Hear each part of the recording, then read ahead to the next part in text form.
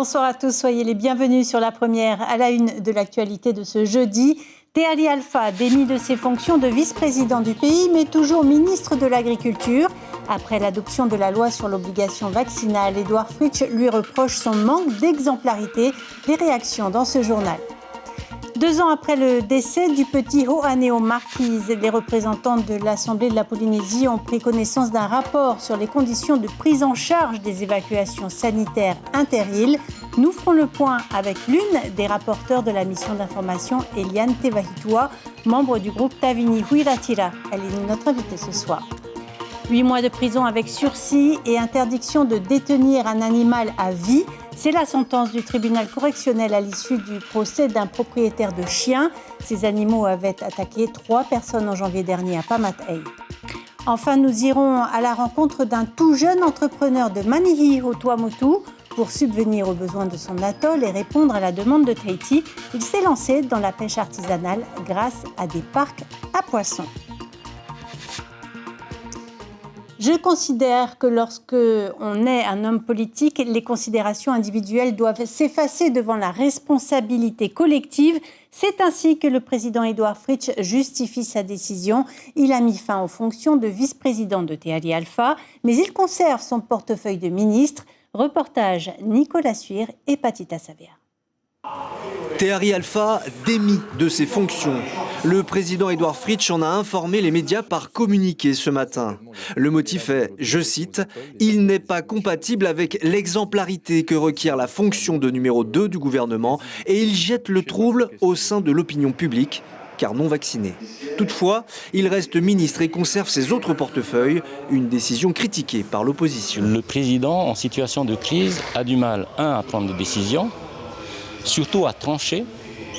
Et finalement, et c'est ce qu'on voit depuis plusieurs mois, à expliquer clairement sa politique parce qu'il n'en a pas. D'autant plus qu'ils sont en train de traîner une autre casserole derrière avec le problème de notre président de l'Assemblée, donc on ne sait plus. Ils ne savent même plus eux-mêmes. Parmi les collectifs et associations contre l'obligation vaccinale, la décision présidentielle ne satisfait pas du tout. Pourquoi cette injustice ? Il y en a qui ont le droit de vacciner. Il y en a, voilà, c'est ça. Il y a une injustice qui vient de la part de... Ils ne montrent pas vraiment l'exemple en fait, c'est ça. Ils ne sont pas exemplaires. Ce n'est pas un bon exemple encore. En tout cas, le président l'a dit. Ils ont mis cette loi en place, mais qui sont un exemple, qui sont les premiers à le faire. Maintenant, il l'a décidé à cause de son métabolisme, comme moi je peux le dire aussi à cause de mon métabolisme, parce que mon médecin l'a dit. Mais il est encore dans le gouvernement. Il est encore dans le gouvernement. Tehari Alpha était injoignable aujourd'hui. Le président Fritsch n'a pas souhaité répondre à nos questions. Mais nous avons interrogé Jean-Christophe Bouissou à l'occasion d'une conférence de presse sur un autre sujet. Le ministre du Logement assume et soutient le président ainsi que Tehari Alpha sans vraiment répondre à la question. C'est pas parce qu'on est en politique que d'un seul coup, sous prétexte de situation de ce type, tourner le dos, bien au contraire. Voilà. Maintenant, je suis aussi respectueux de la manière dont le président Fritsch gère cette situation, c'est pas évident. Le vice-président du Tapura est redevenu ministre. Qu'en sera-t-il du président de l'Assemblée? Et surtout, la population non vaccinée sera-t-elle convaincue de l'exemplarité de la sanction? Et parmi les dossiers abordés aujourd'hui lors de la 4e séance de la session budgétaire à l'Assemblée, la loi sur l'obligation vaccinale. Votée le 23 août, elle devait s'appliquer le 23 octobre. Finalement, les contrôles et les sanctions ont été repoussés de 2 mois. Une décision confirmée par la majorité. 44 représentants ont voté pour, 3 contre et 10 se sont abstenus.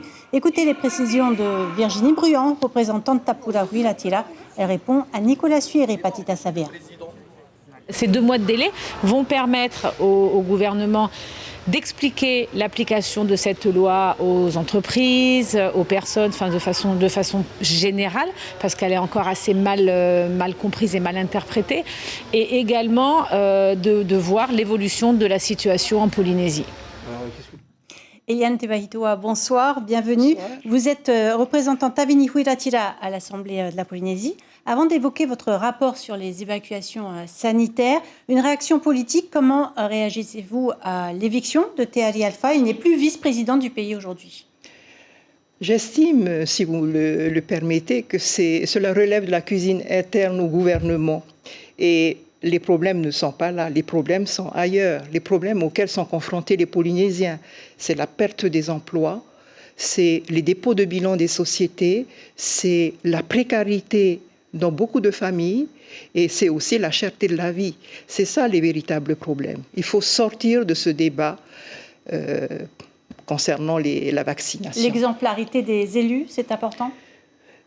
Oui, c'est important. Mais il faut sortir de ce débat-là. Il n'y a pas que cet aspect qu'il faut voir. Il faut voir les problèmes des Polynésiens. Beaucoup de Polynésiens ont perdu leur emploi, ne mangent pas à leur faim. Ça, c'est les vrais problèmes. C'est la priorité selon vous. Eliane Tevahito, vous restez avec nous. Rappelez-vous, il y a 2 ans, le petit Hoane, âgé de 3 mois, perdait la vie lors de son évasan depuis Wapou. Le nourrisson n'a pas survécu à cette évacuation sanitaire trop longue et la population avait alors demandé qu'un hélicoptère soit basé à plein temps dans l'archipel des Marquises pour éviter un nouveau drame. Aujourd'hui, la situation s'est nettement améliorée. Le reportage de Brigitte Olivier avec notre correspondant Lionel Tehamoana. C'est toute une île qui a pleuré au décès du petit Hoane. Tout un archipel même qui prend alors conscience que la vie ne tient qu'à un fil quand on est marquisien, donc loin de tout et privé d'hélicoptère parce que cela coûte trop cher. Le président du pays et le haut-commissaire venus se recueillir sur la tombe l'annoncent, ce genre d'accident ne se reproduira pas. Promesse tenue, le maire confirme aujourd'hui que la présence de l'hélicoptère est une nécessité. Donc l'arrivée de cet outil qu'est l'hélicoptère a complètement, on va dire, innové, apporté une amélioration considérable au niveau des évasans. En 2020, il y a eu 120 évasans sanitaires sur l'ensemble de l'archipel des Marquises. Et puis cette année, en 2021, ça a triplé. On est au mois de novembre à 350 évasans d'hélicoptères. Le petit Hoane n'a pas survécu à un transfert de bateau de plus de 2 heures. La famille est alors anéantie. Mais aujourd'hui, son grand-père fait part de son soulagement. À tous, même à toi Fritz, merci. Ce que tu as fait, c'est bon. Je te remercie beaucoup et ton gouvernement. Anticipant sur d'éventuelles difficultés, le pays a même investi pour équiper l'archipel de 2 appareils. Pourquoi est-ce qu'on a 2 machines? C'est que l'éloignement des marquises fait que si on a une machine qui est en panne, on aurait des délais pour la dépanner, que ce soit en termes de compétences de personnel, en termes de pièces ou même en termes de remplacement d'hélicoptères, qui seraient incompatibles avec la pérennité du service. Donc la seule possibilité de répondre à un service permanent, c'était d'avoir 2 hélicoptères. Dire que tout est résolu pour les Marquisiens serait faux. L'insularité reste synonyme de grand isolement quand l'urgence se produit. Mais la situation va encore s'améliorer avec l'arrivée en 2022 d'une navette maritime plus sûre et mieux équipée pour faire le lien entre les îles. Eliane Tevahito, vous avez présenté votre rapport sur les évacuations sanitaires ce matin à l'Assemblée. On vient de le voir, la situation s'est améliorée aux Marquises, mais il y a encore beaucoup à faire. Que dit votre rapport précisément au sujet de Wapou ? Ça ne concerne pas que Wapou, ça concerne également les autres archipels. Hein. Donc, par rapport aux Marquises, il est vrai que nous préconisons l'installation, la mise en place d'un hélicoptère qui puisse de manière permanente assurer les évacuations sanitaires, aussi bien au sud qu'au nord. Mais ces préconisations s'appliquent également aussi aux îles sous le vent. Nous demandons également à ce qu'il y ait un hélicoptère qui soit basé à Uturoa, de manière à desservir aussi les îles sous le vent. Oui, parce que est-ce que les besoins sont les mêmes selon les archipels, aux Australes, aux Gambiers, aux îles sous le vent, au Tuamotu? A-t-on les mêmes attentes ? Non, les attentes sont différentes. La situation des Marquises est exceptionnelle. Hein. C'est quand même l'archipel qui est le plus éloigné de Tahiti. Et donc, par rapport aux Marquises, il faut une organisation spécifique. Et dans nos préconisations, nous demandons également à ce qu'il y ait un schéma de l'organisation des urgences au niveau de chaque archipel. Et dans ce schéma-là, doivent être tenus en compte les avis des maires. Parce que les maires, ce sont vraiment les personnes les plus proches de la population et ils connaissent bien les problématiques de leur archipel. Quelle serait, selon vous, la toute première décision à prendre en la matière? Parce qu'il y a une centaine d'évacuations sanitaires chaque jour sur l'ensemble du territoire. Oui, effectivement. Il y a plusieurs niveaux de réponse. Les réponses immédiates qui peuvent être apportées, c'est d'augmenter les consultations spécialisées de spécialistes. Parce que vous savez, si on envoie des médecins de telle ou telle spécialité à la rencontre des patients, ça leur évite de venir et ça fait faire des économies à la CPS. Donc il faut majorer. À l'heure actuelle, il y a en moyenne 10 000 consultations spécialisées dans les îles, mais ce chiffre-là n'est pas suffisant. Il faut presque le doubler pour essayer de satisfaire les besoins. Et rien qu'en amenant les équipes médicales et infirmiers dans les îles, on peut déjà répondre aux besoins immédiats de la population. Augmenter l'offre de soins, améliorer les infrastructures. Alors pour rédiger ce rapport, vous avez auditionné 438 personnes. Est-ce que le pays va réagir selon vous? Eh bien, le pays peut compter sur notre persévérance aux deux rapporteurs à vérifier étape par étape que les propositions que nous faites, c'est pour le bien de la population. Deux rapporteurs de deux groupes différents. De deux groupes différents. On a dépassé nos clivages politiques pour fournir un travail au bénéfice de la population. Eh bien, nous allons suivre pas à pas l'évolution de ce dossier pour que, au moins le temps de notre mandat, beaucoup de nos propositions puissent être réalisées. Merci beaucoup, Eliane Tebahitoa, d'avoir accepté notre invitation ce soir. 8 mois de prison avec sursis et interdiction à vie d'avoir des animaux. La sanction est tombée au tribunal de Papeete à l'encontre d'un propriétaire de chiens à Pamatei. Ces animaux avaient mordu son voisin et un couple d'amis. Blessures physiques, mais aussi blessures psychologiques. Stéphane Ratino et Sandroli ont rencontré l'une des victimes.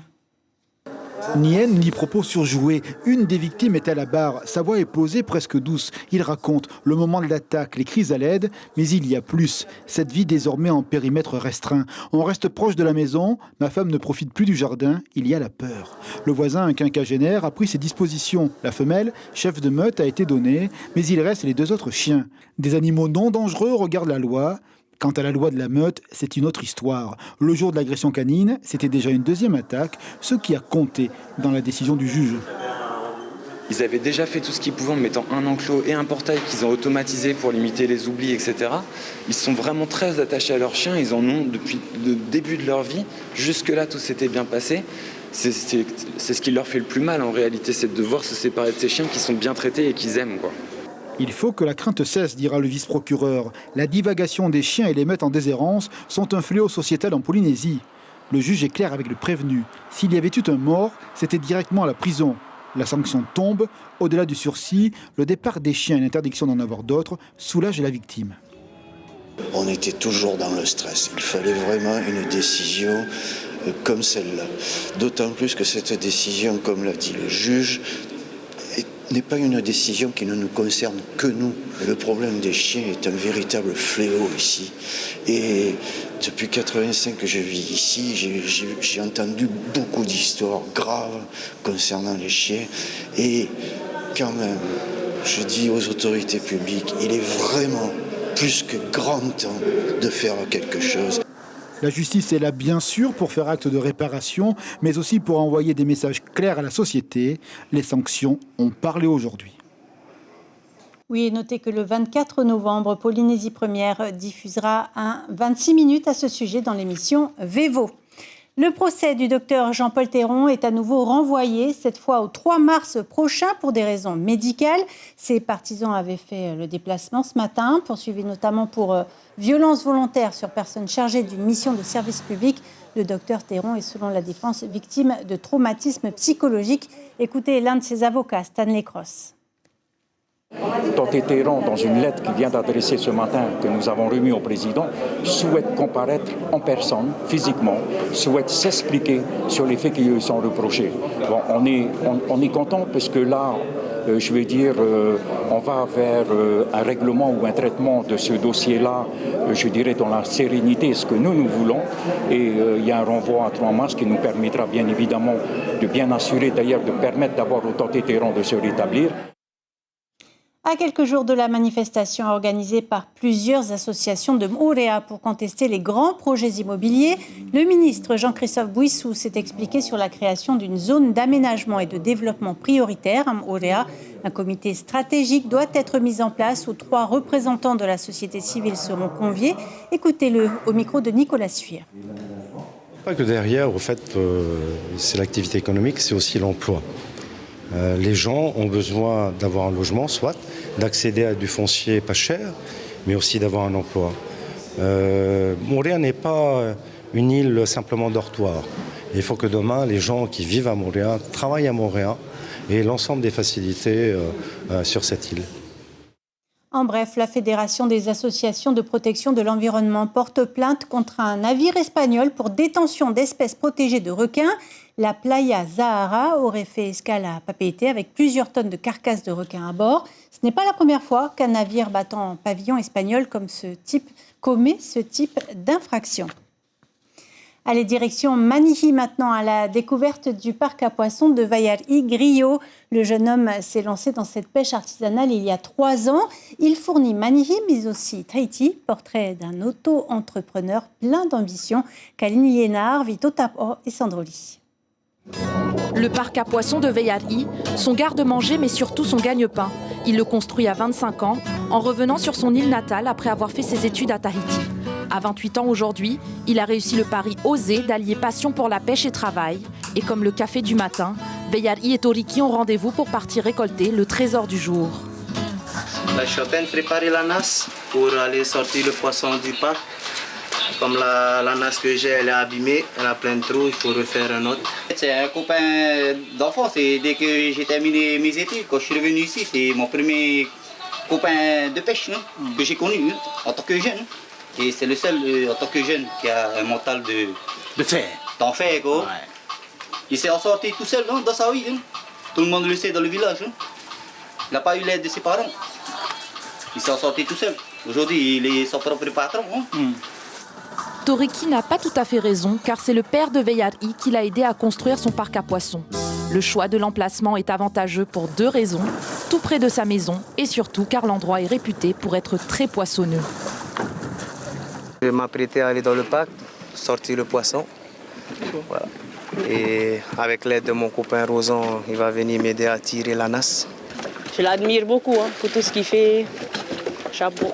Les jeunes devraient suivre son exemple. Du coup, nous, on vient pour l'aider de temps en temps quand il en a besoin.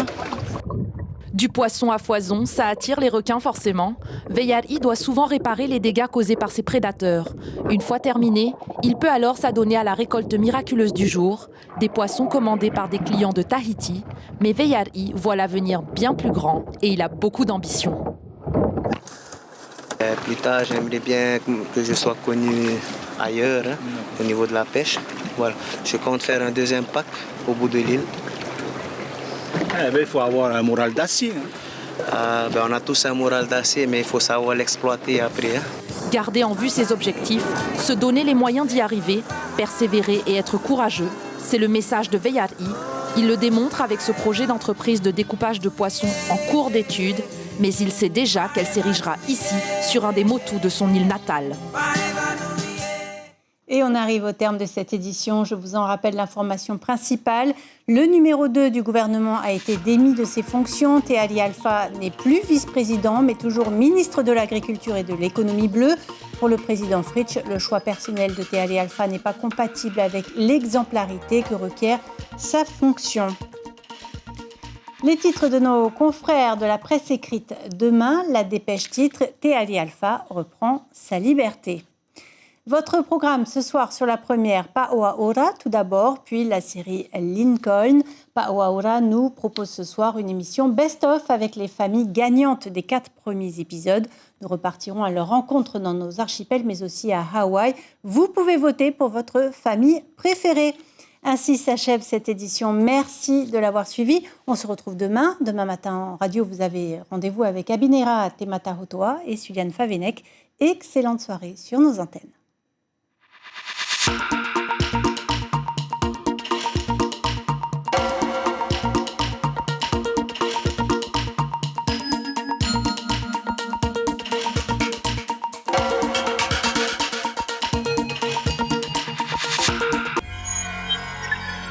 Retrouvez ce programme en replay sur notre site internet.